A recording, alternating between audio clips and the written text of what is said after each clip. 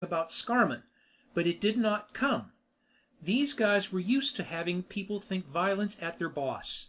I thought a little harder. Maybe if I made him mad enough, one of them would belt me on the noggin and put me out, and then I'd be cold when the cigarette fell into the gunpowder and ruined my hand. I made myself a firm, solid promise that if, as, and when I got out of this fix, I would find Scarman, shove the nose of my automatic down his throat, through his front teeth, and empty the clip out through the top of his head. Then the hot boy behind me lifted the cigarette from my fingers very gently and squibbed it out in the ashtray. I got the pitch. This is the way it is done in these enlightened days.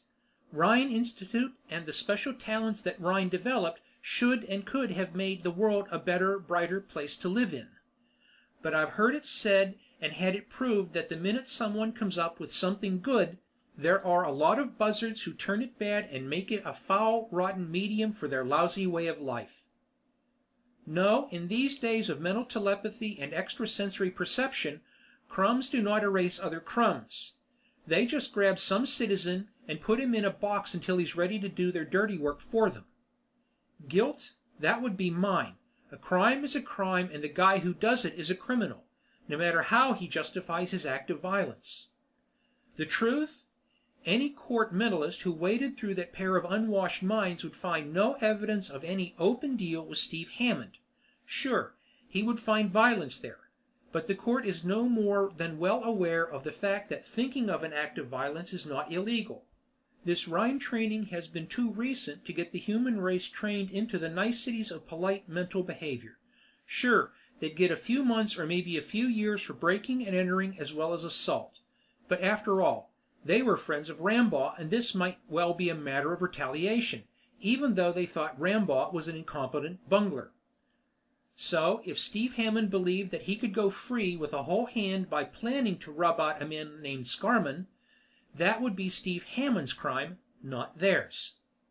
They didn't take any chances, even though I knew that they could read my mind well enough to know that I would go through with their nasty little scheme. They hustled Martha into the kitchen, chair and all, and one of them stood there with my paring knife touching her soft throat enough to indent the skin, but not enough to draw blood. The other rat untaped me and stood me on my feet. I hurt all over from the pasting I'd taken, so I took a boiling shower and dressed leisurely. The guy handed me my .45, all loaded, as I came out of the bathroom. The other bird hadn't moved a muscle out in the kitchen. His knife was still pressing against Martha's throat. He was still standing pat when I passed out of Esper range on the street below. In pre-Rhine days, a citizen in my pinch would holler for the cops because he couldn't be sure that the crooks would keep their end of the bargain. But Rhine training had produced a real honor among thieves, so that organized crime can run as fast as organized justice. If I kept my end and they didn't keep theirs, the word would get around from their own dirty minds that they couldn't keep a bargain. Well, I was going to keep mine for the same reason, even though I am not a thief. That's the way it's done these days. You get a good Esper like me to knock off a sharp mental operator like Scarman. The trouble was I really didn't want Scarman. I wanted the pair of mental sadists up in my apartment who were holding a knife against Martha's throat. I wanted them, and I wanted Martha Franklin's skin to be happily whole, and if I crossed them now, the only guys that wouldn't play ball with me in the future would be the crooks. Them I could do without. So if they figured that an Esper could take a mental like Scarman, why couldn't an Esper take the pair of them? All I had to do was think of something else until I could get my hands on their throats. Sure, they'd follow my mind as soon as they felt my mental waves within range. But if I could really find something interesting enough to occupy my attention, and maybe theirs as well, they could not identify me. So I went back into the lobby of my apartment, dug into the mailbox of another party, thus identifying myself as the man in 384. Then I punched the elevator button for the fourth and leaned back against the elevator and let my mind wander up through the apartments above. I violated all the laws against esping toms as the elevator oozed upwards. Eventually my sense of perception wandered through my own apartment and I located her lying on the bed, fully dressed. She'd probably been freed lest some Esper cop get to wondering why there was a woman taped to a chair in a bachelor's kitchen. I shut my mind like a clam, but I couldn't withdraw my perception too fast. I let it ooze back there like the eyes of a lecherous old man at a burlicue. I left the elevator at the 4th and walked up the stairs by reflex, while my mind was positively radiating waves of vulgarity. My mind managed to identify her as the girl on the bed, without thinking any name. She was a good-looking strawberry blonde with a slender waist and a high bosom and long slender legs. She was wearing a pair of Dornier shoes with 3-inch heels that did things to her ankles. Her nylons were size 8 1/2, medium length, in that dark shade that always gives me ideas. Her dress was a simple thing that did not have a store label on it, so I dug the stitches for a bit and decided that it had been handmade. Someone was a fine dressmaker because it fitted her slender body perfectly. Her petticoat was a store type. It was simple and fitted, too, but it had a label from Forrester's in the hem. Her bra was a grace form, size 32, medium cup, but the girl in the bed did not have much need for molding, shaping, uplifting, padding, or pretense. She was all her and she filled it right to the brim. I let my perception dawdle on the slender ankles, the lissom waist, and the rounded hips. My door key came out by habit reflex and entered the keyhole, while my sense of perception let them have one last vicarious thrill. The girl on the bed was an honest, all-over strawberry blonde. Then the door swung open and hell went out for breakfast. My 45 bellowed at the light as I slid in and sloped to one side.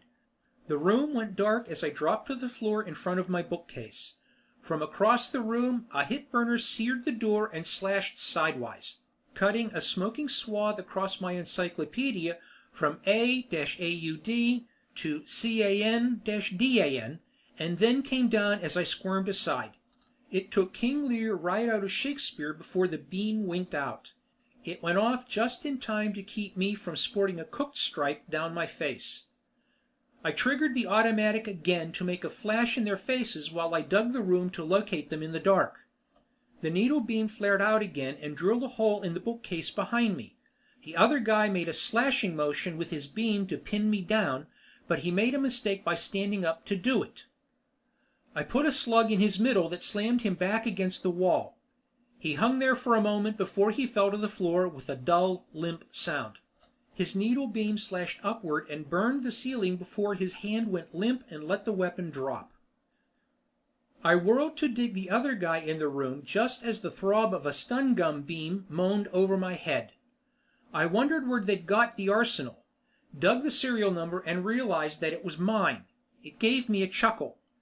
I'm a pistol man, so the stun gun that old gorilla man was toting couldn't have had more than one charge.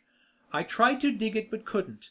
Even a doctor of perception can't really dig the number of kilowatt seconds in a meson chamber.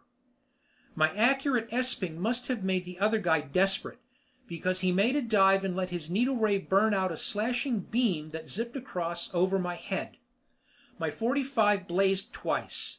He missed, but I didn't.